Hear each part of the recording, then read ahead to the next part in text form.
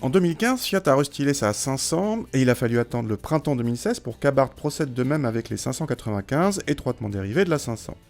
Au programme, quelques retouches esthétiques avec des entrées d'air plus grandes, mais aussi comme sur la 500 des empiècements de carrosserie au milieu des feux arrière. Sous le capot, la 595 tout court passe de 140 à 145 chevaux, tandis que les 595 Turismo gagnent elles aussi 5 chevaux, pour atteindre désormais 165 chevaux. Ces modifications valent pour la berline et le cabriolet, tous deux disponibles en boîte mécanique ou à simple embrayage piloté. À bord, le restylage reprend là aussi les nouveautés de la 500 avec l'écran central tactile ou un combiné d'instruments digital dont l'affichage varie selon le mode de conduite. La sellerie cuir est de série sur la finition Turismo. À l'arrière, la place est toujours comptée et servira surtout en dépannage.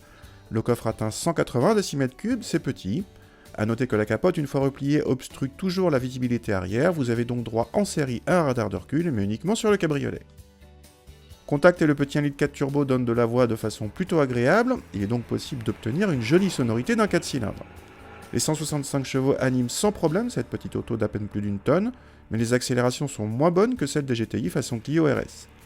La boîte robotisée est agréable en conduite normale, mais donne des à-coups en conduite sportive. Bon point, elle réagit rapidement si vous actionnez les palettes. Le train avant encaisse correctement le couple sur le sec, mais perd pas mal de chevaux sur le mouillé, le confort reste quant à lui particulièrement ferme. Avec ses 165 chevaux, cette Abarth est une petite puce certes délurée, mais pas vraiment sportive, faute de performances vraiment décoiffantes et d'un comportement sain, mais pas très amusant.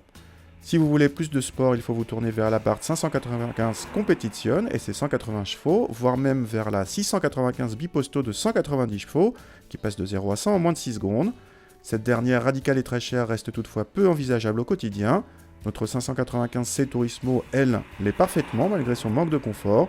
Préférez-la toutefois en boîte manuelle, moins chère et plus agréable.